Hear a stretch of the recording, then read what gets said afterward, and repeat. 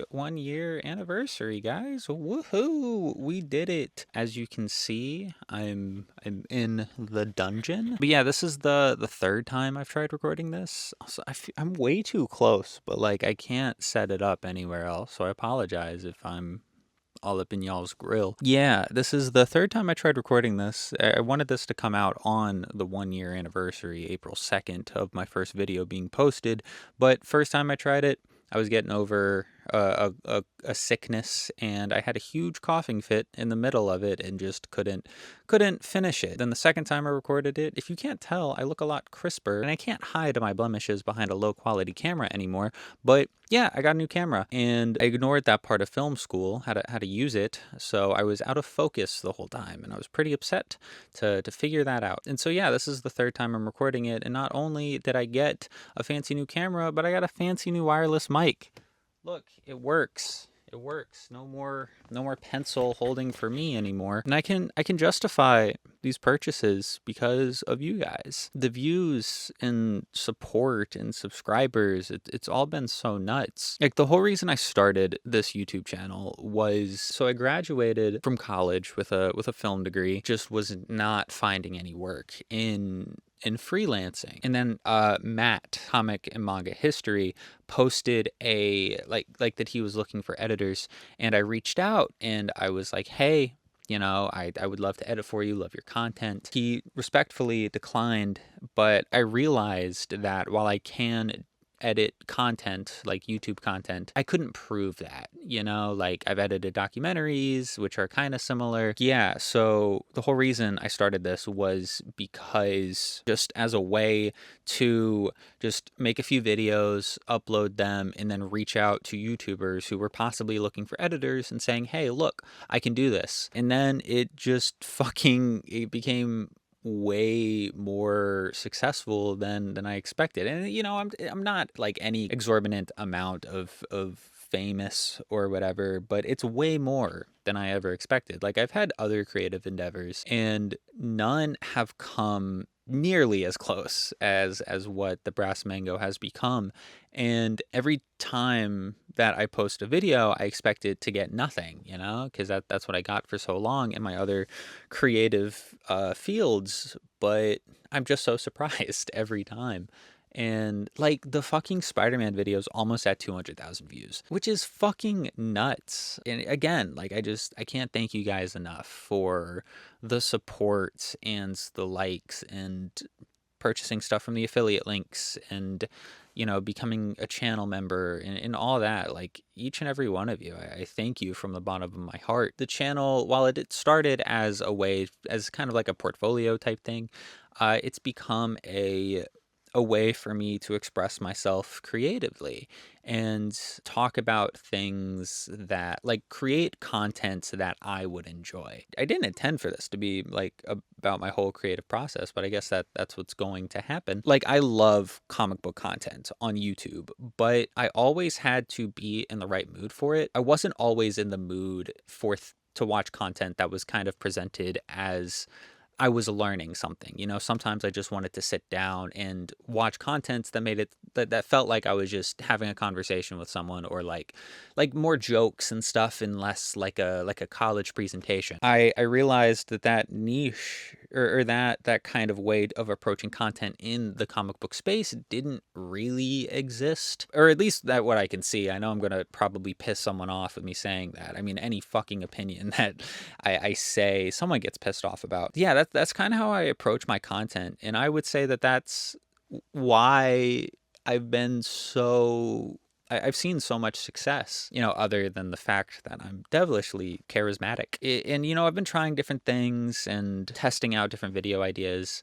And the feedback from you guys is like just so helpful. And if you guys ever have any suggestions or whatever, let me know. But it's just been so dope shedding light on stories that I love, or that I'm not really a fan of, and just talking about it and people enjoying it and discovering things like the William Mesner Loebs one, talking about his gay Flash story. Like I know it was I I understand that the title was clickbait to an extent. You know, he didn't fix gay representation, but it got a lot better after him. What's so nuts is that, like, one, I expected like so many, you know, fucking basement dwelling mouth breathers to come and dunk on it, and only like a few people did, which was so sick. And what's so wild, and like, I don't want to think that I caused this, you know. I don't want it to sound like I'm being super conceited and think, you know, I'm the direct cause of this. But I mean, the timeline adds up. In that video, I told people to go check out William Esner Loebs's Patreon, you know, because of his health problems and stuff like that. And I'm subscribed to his Patreon. So I posted that in early February. And then in the March newsletter that they send like monthly to their Patreon supporters, his friend who kind of handles all of the tech side of things sent a newsletter and was like, we've had such an overwhelming amount of new subscribers for the Patreon. Again, don't want to say that I'm the one that caused it, but even if a few people went from my video and subscribed to his Patreon, it's like my work is done, you know. And it was kind of the first time that I realized that my videos have a real world implication. You know, like, I'm not just some fucking dweeb making videos in his smelly bedroom, or I guess in this case his fucking dungeon. But yeah, that was just so wild. And there's been people who have sent me their fucking comics. Yeah, people care enough to send me their shit and ask my opinion of it and care. And like, I've talked about it before, but my comic book journey is like still in its infancy, I would say. Maybe it's learning to walk now. Maybe it's saying a mama and dada. Like, I haven't really been reading comics that long, a few years now, and people caring about my opinion and wanting my opinion on the stuff that they create is nuts. And it's really validating that like my opinion means something. It's interesting, at least.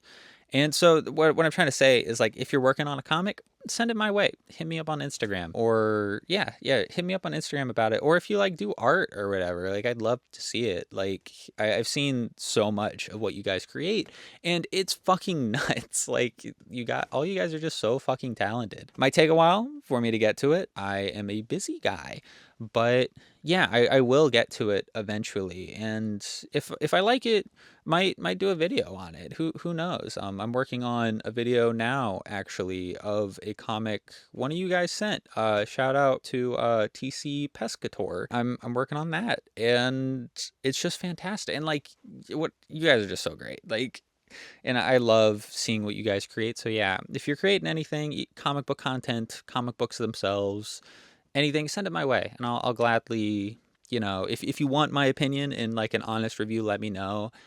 Because I don't want to send like critiques if you're not looking for that. If you just want to send it and you're like, hey, I did this, thought you might be interested in it. If you want an honest review, like, yeah, let me know. I'll get to it eventually. I will say, if this channel does grow, it'll get to a point where like I can't answer everyone. So I'm just putting that out there. If you send it, might not get to it. Even if I say in the message that I'll get to it, still might not happen. And I apologize for that. As for like future plans for the channel, if it ain't broke, don't fix it. But more importantly, I was kind of on the fence between what kind of content to focus on. It took me a while of pondering and looking at analytics daily and stuff like that to kind of figure out if I was at this point, and I think I am now. The perpetual morning video really proved that, or really cemented that thought in my mind. But I wasn't sure if people were watching me for the comics that I was talking about, or for the content that I was creating, if that makes sense. And the difference between it is, like, tomorrow, if I make a video talking about, I don't know, ranking apples. Like, I really want to do a video ranking apples. It's not comic book content or whatever. Would people watch it? Like would my comic book fans watch that. And that's a very exaggerated example. What I'm trying to say is I want to start talking about weird shit that I don't think will get views. And it seems like you guys will watch it. Yeah, I mean, you guys watched the Sam Keith stuff, and I just focus on analytics too much. But I'm talking about weird shit. I'm still going to focus on videos that I think will do well. I'm going to take more risks in the weird shit that I talk about. Again, from the bottom of my heart, I thank each and every one of you. And I made a post on YouTube asking for questions. I formatted it really poorly now that I see it. My intention wasn't for this to be a Q&A, but that's how the cookie crumbles. I meant it just like general questions for me to reflect on. But yeah, so also I kind of want to do merch, not now, but at some point. So if you guys are interested in that, please let me know below. You want to wear a shirt with my ugly drawings on it? And yeah, that's where I'll end it after I get done reading these. That Bat Boy left the funniest comment I've ever gotten. They asked, "What did you get us for our anniversary, honey?" And just the emojis was just so funny. And yeah, not really an answerable question, but I wanted to throw it in there because of how hard I fucking laughed. The homie comic _K says, "Congrats on the 1 year." Thanks, bud. But also asks, what is your favorite and least favorite era, like golden age, of comics to read? If you would ask me before I read Youngblood, it would be the 90s would be my favorite, because there's a lot of weird shit in the 90s that came out. But I think me going through the Image founders books for this channel, starting to hate it. So I would say 90s is probably my least favorite. My favorite is the 80s. A lot of the weird black and white stuff, like the Ted McKeever. I think Ted McKeever's best work was the late 80s, early 90s. You have Bill Sienkiewicz. You have like a bunch of... That's kind of when like indie publishers really started to pop up all over the place, and they weren't...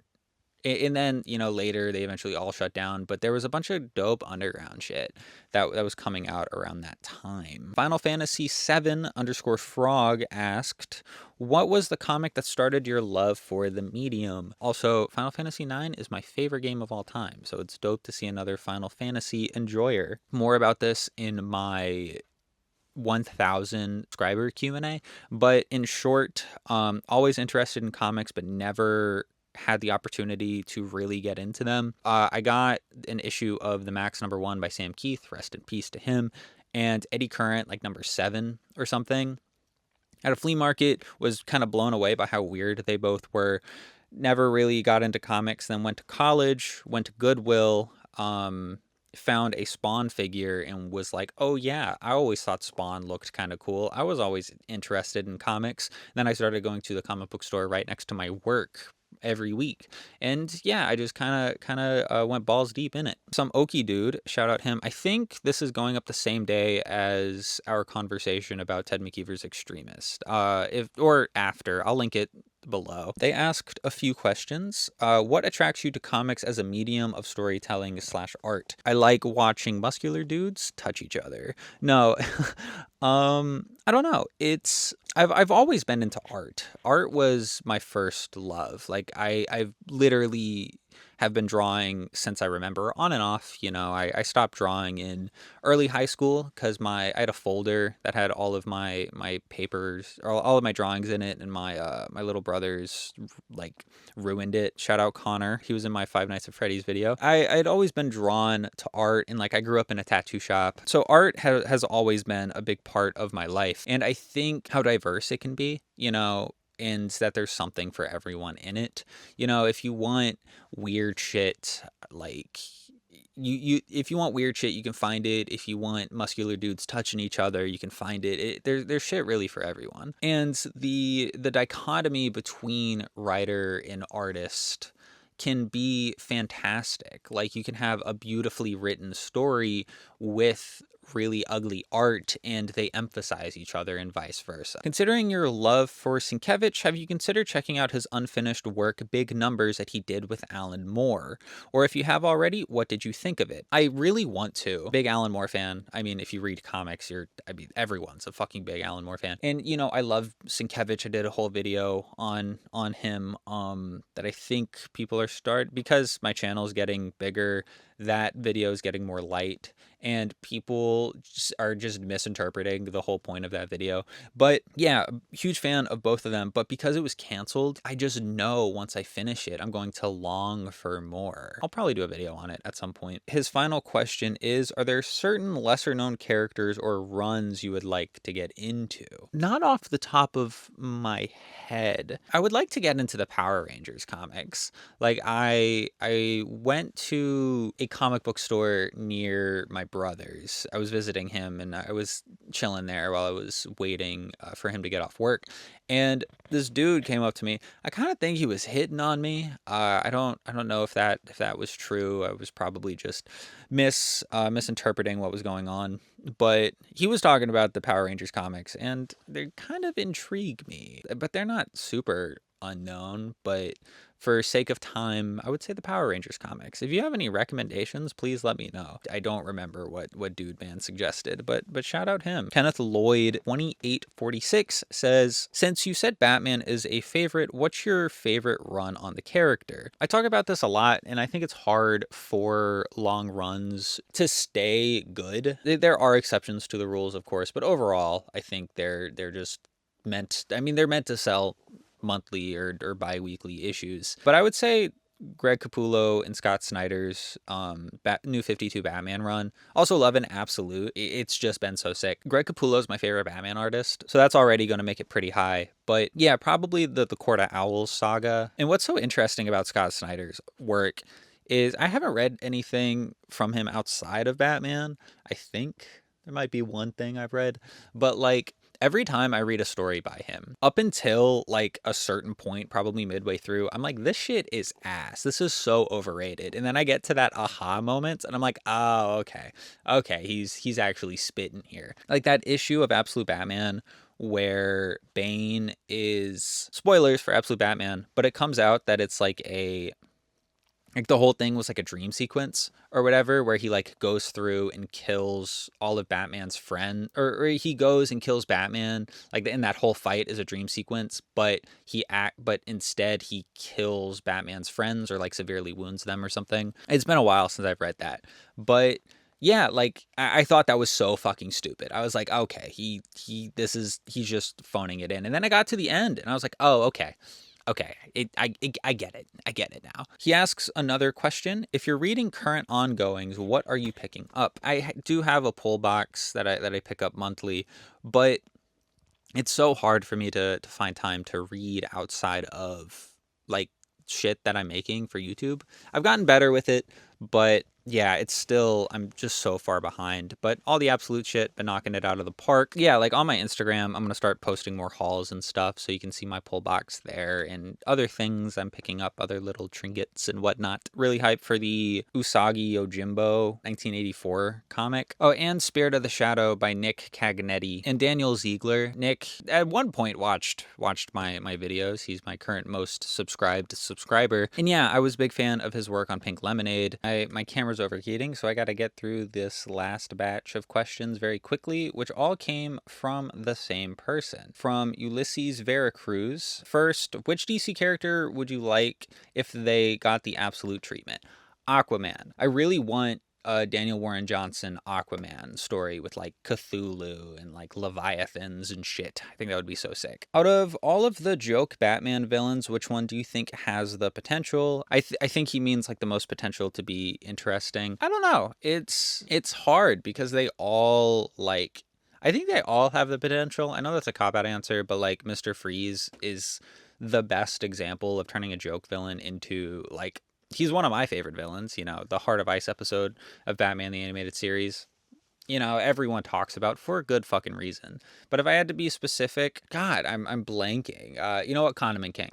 Fuck it, Condiment King. I want a dark, edgy version of Condiment King. What DC character do you think could be perfect in James Gunn's style? The only James Gunn movie I've seen is Superman. So I haven't watched his shows. I haven't watched his other movie, his Suicide Squad movie or the Guardians movies. So can't answer that. I can't answer that. But yeah, I don't know. He seems to be killing it over at DC. So I think all of them. I think he'd do all of them justice because he seems to care about the universe. Do you think Polka Dot Man from the Suicide Squad can't answer that? Haven't seen the Suicide Squad. I want to. I like the actor that's in it. He seems like a nice guy. I watched his comic book haul. What are your thoughts on 8 Ball on the recent Moon Knight comics? I haven't read them. I don't have an opinion on them. And like I've heard rumblings if they're good. If anyone watching this thinks they're good, let me know. Even if I did add them to the pull box, it would take me so long to read them. If they did another Batman Black Label, but the main bad guy was Killer Moth, would it work and what would the story be? I don't know if it would work. No, I'm sure there's something I'm missing, but like Batman Damned and Batman Reptilian, are really good. So they'd probably turn Killer Moth into like an actual moth person. What joke Batman villain would you like if they appeared in the Absolute Batman comics? Condiment King. Yeah, that's it for the questions. I have to stop recording because my camera's about to overheat. But again, thank you guys so much. Thank you to everyone who left questions. If you guys have any suggestions for comics to talk about, of course, always let me know. If you're making a comic or make any art, hit me up on Instagram. And yeah, thanks bunches. And I'm starting a boy band, and the people that you see on screen are the other people in the boy band. We are all triple threats. We can all dance, sing, and make good empanadas.